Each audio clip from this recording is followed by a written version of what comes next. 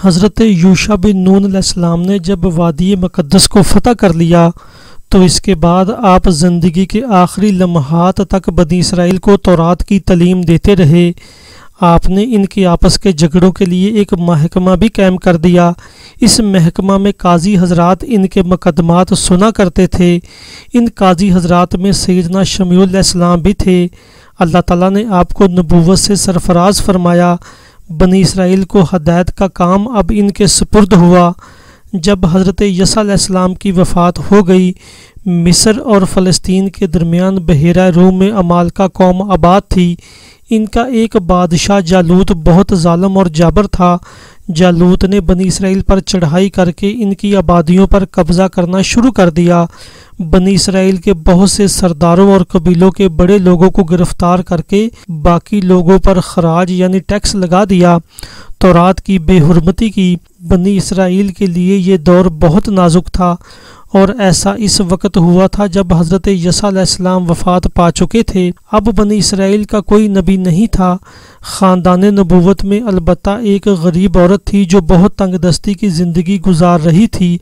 اللہ تعالیٰ نے بنی اسرائیل پر رحم فرمایا اور اس خاتون کے ہاں ایک لڑکا پیدا ہوا۔ اس بچے کا نام شمیول رکھا گیا۔ آپ حضرت ہارون علیہ السلام کے خاندان سے تھے۔ شمیول دراصل عبرانی زبان کا لفظ اشمیول ہے جو بعد میں شمیول بن گیا۔ عربی میں اس کا ترجمہ اسماعیل ہے۔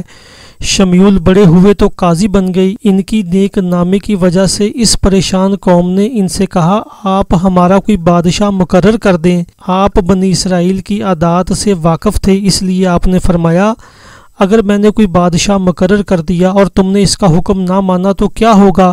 کیونکہ یہ ابھی کل کی بات ہے کہ اللہ نے جہاد کا حکم دیا تھا تو تم نے یہ حکم ماننے سے انکار کر دیا تھا۔ حضرت حزقیل علیہ السلام کے زمانہ میں تم لوگ موت سے ڈر کر شہر سے پہاڑ پر چلے گئے تھے۔ اس کی یہ سزا ملی تھی کہ اللہ تعالیٰ نے تم پر موت طاری کر دی تھی۔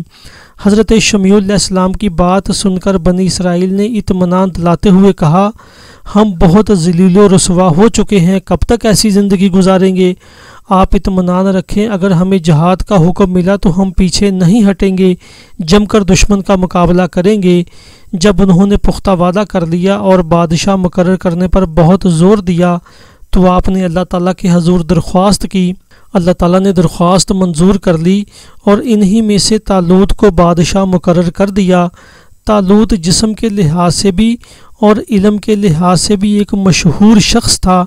طالوت کا نام سنتے ہی ان لوگوں کا رنگ بدل گیا۔ یہ بھی نہ سوچا کہ ابھی وہ کیا وعدہ کر چکے ہیں اور کیا کہنے لگے، یہ تو غریب ہے، یہ کیا حکومت کرے گا؟ آپ کو چاہیے تھا ہم میں سے کسی مالدار آدمی کو بادشاہ بناتے۔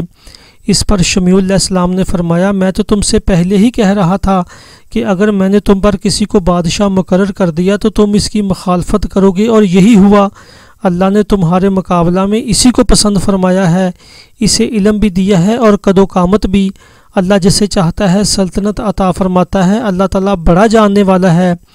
اب بھی وہ قوم اپنی خود سری سے باز نہ آئی اور کہنے لگی، اگر آپ نے اللہ کے حکم سے اسے بادشاہ بنایا ہو تو اس کی صداقت کے لیے ہمیں کوئی نشانی دکھائیں۔ حضرت شمیع علیہ السلام نے فرمایا، طالوت کے بادشاہ ہونے کی نشانی یہ ہے کہ تمہارے پاس وہ صندوق آئے گا جس میں تمہارے رب کی طرف سے دلوں کے لیے سکون کا سامان ہوگا، اور اس میں کچھ وہ چیزیں بھی ہیں جو حضرت موسیٰ علیہ السلام اور حضرت ہارون علیہ السلام چھوڑ گئے تھے۔ اس صندوق کو فرشتے اٹھا کر لائیں گے۔ یقیناً اس صندوق کے آنے میں تم لوگوں کے لیے بہت نشانیاں ہیں۔ تابوت سکینہ کا پہلے ذکر آ چکا ہے۔ یہ ایک ایسا صندوق تھا جس میں تبرکات رکھے ہوئے تھے۔ دشمن سے جنگ کے وقت یہ صندوق ساتھ رکھتے تھے تو انہیں سکون رہتا تھا۔ اللہ تعالیٰ دشمن کے مقابلہ میں کامیابی عطا فرماتے تھے۔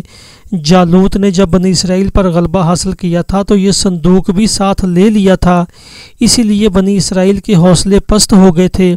اب جب اللہ تعالیٰ کو منظور ہوا کہ وہ صندوق پھر سے بنی اسرائیل کو مل جائے تو اس کی صورت اللہ تعالیٰ نے یہ فرمائی کہ کافر لوگ اس صندوق کو جہاں رکھتے وہاں وبا پھوٹ پڑتی۔ اس طرح دشمنوں کے 5 شہر وبا کی وجہ سے خالی ہو گئے۔ اب کافر لوگ اس صندوق کو منحوس خیال کرنے لگے، ان کے دلوں میں اس کی نفرت بیٹھ گئی۔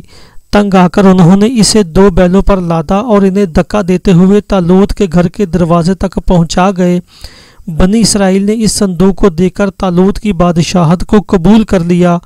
اب طالوت نے جالوت سے جنگ کی تیاری شروع کر دی۔ ایسے میں انہیں خیال آیا کہ جنگ بہادر آدمی لڑ سکتا ہے۔ جب وہ جان کی بازی لگا کر لڑتے ہیں تو تب اسے فتح کی صورت نظر آتی ہے۔ لڑنے والے بزدل ہوں یا منافق ہوں تو چاہے ان کی تعداد کتنی ہی کیوں نہ ہو، شکست ہو جاتی ہے۔ اس لیے طالوت نے سوچا جنگ سے پہلے ان لوگوں کا امتحان لے لیا جائے۔ امتحان میں جو لوگ کامیاب ہوں گے انہیں ساتھ لے لیا جائے گا۔ آخر میں طالوت حملہ کرنے کے لیے نکلے۔ موسم بہت گرم تھا۔ انہوں نے لشکر سے پہلے ہی کہہ دیا تھا کہ جو لڑنا چاہے وہ ہمارے ساتھ چلے، ورنہ ہمیں ضرورت نہیں۔ اس طرح 80,000 آدمی آپ کے ساتھ ہو گئے۔ اب طالوت نے ان کا امتحان لیا اور ان سے کہا، ہمارے سامنے ایک نہر ہے، تم اس نہر سے پانی نہ پینا۔ جو پانی نہیں پیے گا وہ ہمارے ساتھ چلے گا، اور جو پی لے گا ہم اسے ساتھ نہیں لے جائیں گے۔ ہاں، چلو بھر پانی پینے کی اجازت ہے۔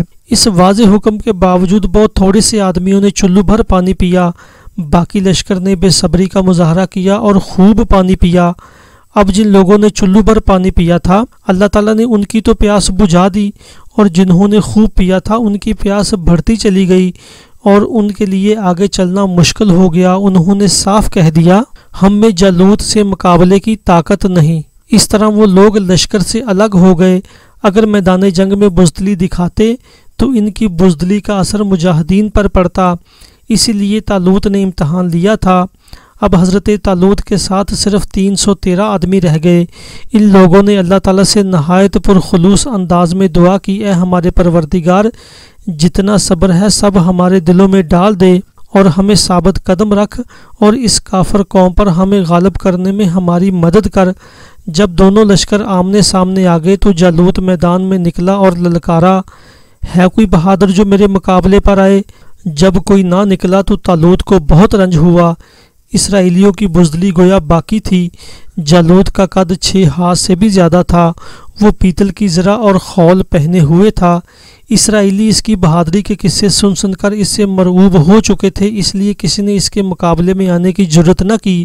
آخر طالوت نے اعلان کیا، جو بہادر آگے بڑھ کر جالوت کو قتل کرے گا میں اپنی آدھی سلطنت اسے دے دوں گا اور شہزادی سے اس کا نکاح کر دوں گا۔ یہ اعلان سن کر کئی آدمی میدان میں نکلے، لیکن جب اس پر نگاہ پڑتی تو واپس لوٹ آتے۔ طالوت کے لشکر میں حضرت داؤد علیہ السلام بھی تھے، جنہیں بعد میں نبوت ملی۔ ان کے 6 بھائی بھی شامل تھے۔ آپ سب بھائیوں سے چھوٹے تھے اور جنگ میں شریک تھے۔ والد نے اسرائیلیوں اور اپنے بیٹوں کے حالات معلوم کرنے کے لیے ساتھ بھیج دیا تھا۔ راستہ میں آپ کو 3 پتھر پڑے ملے۔ اللہ کے حکم سے ان پتھروں نے داؤد علیہ السلام سے کہا، اے داؤد، تو ہمیں اٹھا لے، ہم جالوت کو قتل کر دیں گے۔ آپ نے وہ پتھر اٹھا لیے اور میدان میں پہنچ گئے۔ آپ نے دیکھا کہ جالوت کے مقابلہ میں کوئی اسرائیلی آگے نہیں بڑھ رہا تھا۔ چنانچہ آپ نے طالوت سے لڑائی کی اجازت مانگی۔ انہوں نے کہا، تم کم عمر ہو، نہ تجربہ کار ہو، اس لیے تم نہ جاؤ۔ آپ نے کہا، نہیں، آپ ہی مجھے اجازت دے دیں۔ آخر آپ کو اجازت مل گئی۔ آپ آگے بڑھے اور جالوت کے ساتھ جا کھڑے ہوئے۔ اس نے آپ کو بچہ سمجھ کر کوئی اہمیت نہ دی، کہنے لگا، کیوں اپنی جان کے پیچھے پڑے ہو، میرے سامنے سے ہٹ جاؤ۔